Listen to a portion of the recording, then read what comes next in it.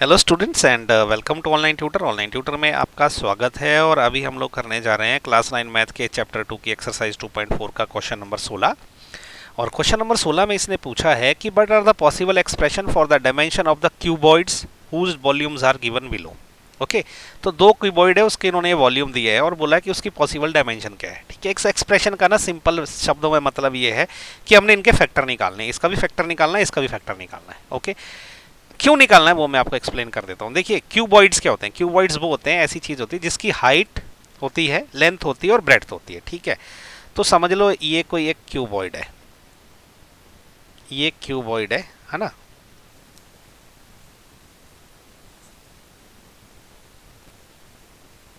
ये होता है क्यूबॉइड। ठीक है, इसकी क्या होती है? इसकी हाइट होती है। ओके, इसको हम एच बोल देंगे। ओके, ये जो है ना, ये वाली इसकी ब्रेड्थ होती है, मतलब बिड्थ। ठीक है, इसको हम ब्रेड्थ बोल देंगे। और ये वाली जो है ना, ये इसकी लेंथ हो गई। ठीक है, ये लेंथ हो गई। अब वॉल्यूम क्या होता है? वॉल्यूम आपको पता ही है ना, वॉल्यूम मतलब तो ये क्या होती है? लेंथ गुणा ब्रेड्थ गुणा हाइट होती है। ओके, तो ये हो गया वॉल्यूम। तो अब मुझे क्या करना है, जो एक्सप्रेशन दे रखे हैं ना, इनको इस तीन फैक्टर में तोड़ना है। Okay, something multiplied by something multiplied by something, फिर एक को मैं लेंथ मान लूंगा, दूसरे को मैं ब्रेड्थ मान लूंगा, तीसरे को मैं हाइट मान लूंगा। ओके, सिंपल, जैसे हमने क्वेश्चन नंबर 15 किया है वैसे ही क्वेश्चन नंबर 16 है। बस इसमें क्या है, लेंथ ब्रेड्थ और हाइट है, उसमें सिर्फ लेंथ और ब्रेड्थ थी क्योंकि उसमें रेक्टेंगल दिया था, इसमें क्यूबॉइड दिया हुआ है। सिंपल सी बात है। ठीक है, नहीं फिर भी ये समझ आया, कोई बात नहीं, हमने इसको सिंपल सीधे सीधे शब्दों में क्या करना है, इसको फैक्टर करना है। ठीक है, इसका फैक्टराइज करने हमने, तो चलिए करते हैं। तो पहले वाला तो बड़ा इजी है फैक्टर करना। ठीक है, वो इसलिए इजी है कि हमको क्या इन्होंने वॉल्यूम दे रखा हुआ है। ठीक है, जो वॉल्यूम है वो इन्होंने हमें दे रखा है 3x² माइनस 12x। ओके, इसमें से मैं मैक्सिमम चीज कुछ कॉमन निकाल लूंगा, तो इसमें से 3x देखो कॉमन निकल सकता है, तो अंदर क्या रह गया? x माइनस 4 रह गया। ठीक है, क्योंकि 12 में से जब 3 गया तो 4 रह गया, x तो ऑलरेडी बाहर जा चुका है। ये तो बड़ा ही सिंपल है, इसको मैं क्या लिख सकता हूँ? 3 गुणा x माइनस 4 लिख सकता हूँ। ठीक है, अभी आ गया लेंथ ब्रेड्थ और हाइट, तीन टर्म में आ गया ये। ठीक है, तो मैं इसको क्या बोल सकता हूँ कि बट वॉल्यूम जो रहता है क्यूबॉइड का, वॉल्यूम ऑफ क्यूबॉइड वो क्या होता है? वो होता है length into breadth into height. ठीक है, तो अब मैं इसको कंपेयर करूंगा आपस में, तो ये लेंथ हो सकती है, ये ब्रेड्थ हो सकती है, ये हाइट हो सकती है। ओके, इंटरचेंज भी कर सकते हो, कोई प्रॉब्लम नहीं है। ठीक है, तो मैं क्या लिखूंगा आंसर में कि therefore length is equal to 3। Okay, breadth is equal to x। Okay, और हाइट कितनी ले सकता हूं मैं? हाइट इज इक्वल टू, ये h के बदले क्या है? x माइनस 4 ले सकता हूं।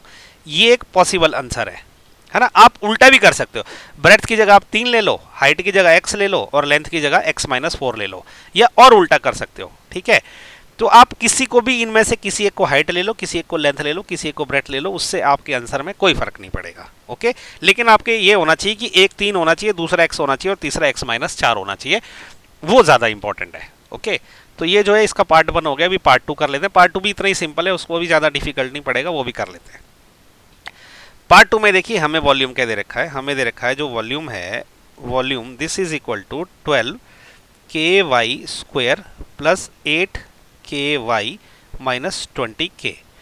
अब हम क्या करेंगे, इनमें से सबसे ज्यादा जो मैक्सिमम कॉमन है वो निकाल सकते हैं। एक तो देखिए ये 12 है, ये 8 है, ये 20 है, तो तीनों में 4 तो कॉमन है। ठीक है, इसके अलावा देखो k सब में कॉमन मुझे दिख रहा है, तो 4k तो मैं बाहर निकाल लूंगा। ओके, अंदर देखिए क्या रहेगा, 12 में से 4 गया तो ये 3 रह जाएगा, k जा चुका है तो ये सिर्फ y² रह जाएगा। ठीक है, प्लस 8 में से 4 बाहर जा चुका तो 2 रह जाएगा, k भी जा चुका तो ये 2y रह गया। ठीक है, माइनस 20 में से 4 बाहर गया तो ये 5 रहेगा, k ऑलरेडी जा चुका तो ये इतना रह गया। अब ये वाला जो है ना एक्सप्रेशन, इसको हम क्या करेंगे, मिडिल टर्म स्प्लिट कर देंगे इसकी और उससे इसको फैक्टराइज कर देंगे, तो हमारे पास जो है प्रॉपर एक एक्सप्रेशन बन जाएगा। तो ये हो जाएगा 4k ब्रैकेट में, जब मैं इसको स्प्लिट करूंगा ना तो हमें पता है कि 3y² तो ऐसा ही रहेगा और माइनस 5 भी वैसा रहेगा, सिर्फ ये जो बीच की टर्म है ना 2y, इसको हमने स्प्लिट करना है। ठीक है, तो 2y को स्प्लिट करने के लिए मुझे क्या करना पड़ेगा, सबसे पहले देखो ये कांस्टेंट और ये इसका जो कोफिशिएंट है इसको मल्टीप्लाई करते हैं, क्या होता है 5 गुणा 3 15। ठीक है, लेकिन एक माइनस का है, एक माइनस 5 है और 3 है, तो ये हो जाएगा माइनस 15। ठीक है, तो माइनस 15 आना चाहिए गुणा करके। तो 15 के फैक्टर क्या होते हैं? 3 गुणा 5, 2 ही फैक्टर होते हैं, ज्यादा कुछ नहीं होते। ठीक है, अब देखिए हमारे फैक्टर ऐसे बनने चाहिए, अगर मैं उनको गुणा करूं तो वो कितना आना चाहिए, -15, ठीक है। और उनको अगर मैं ऐड करूं तो कितना आना चाहिए, प्लस का 2।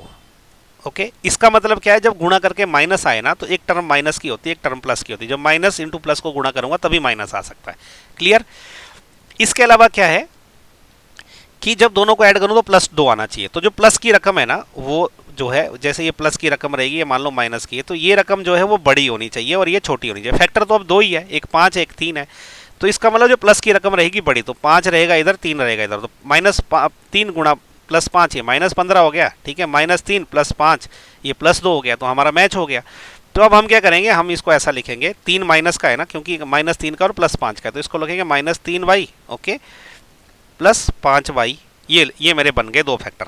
यहाँ भी देखिए मैंने स्मार्ट लेना जानबूझ के 3y इसके साथ रखा, क्योंकि 3 और 3 में कॉमन निकालना इजी रहता है, और 5y पीछे रखा क्योंकि इन दोनों में से 5 निकालना कॉमन इजी पड़ेगा। अगर आप उल्टा लिख देते, 5y आगे लिख देते और -3y पीछे लिख देते, तो फिर आप फंस जाते इसमें, ठीक है। ये थोड़ा थोड़ा स्मार्टली आपने चीज़ें जो क्वेश्चन सॉल्व करते हुए करनी है, ठीक है।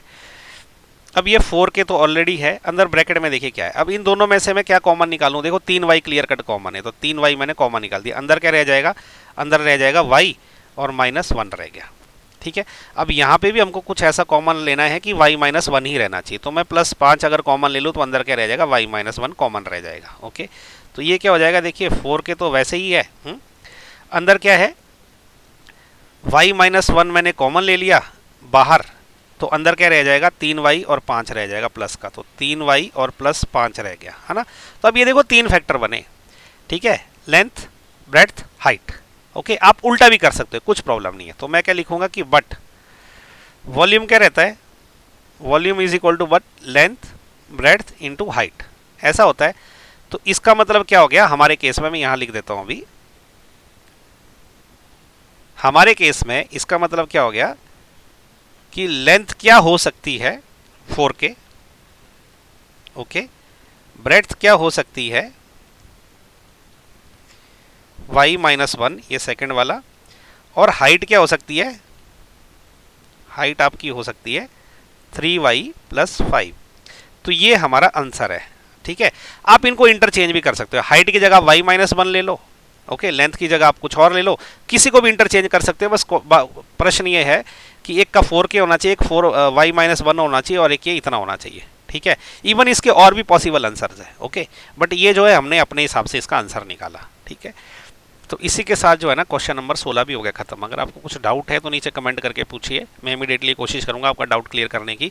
मेरा वीडियो पसंद आए तो लाइक, शेयर और सब्सक्राइब जरूर करना है, और कमेंट तो पक्का करना है। फीडबैक चाहिए मुझे कि भाई अच्छे वीडियो की बुरे है, बुरे है तो भी बताइए बुरा है, अच्छा है तो भी बताइए अच्छा है। कुछ इंप्रूवमेंट के लिए अगर आपको स्कोप लगता है ना तो वो भी बताइए प्लीज़, ओके। तो इसी के साथ जो है एक्सरसाइज जो है 2.4 भी खत्म हो गई, इनफैक्ट चैप्टर 2 ही खत्म हो गया इसके साथ, ओके। तो अभी हम मिलेंगे नेक्स्ट वीडियो में। So thank you so much for watching my video. Thank you.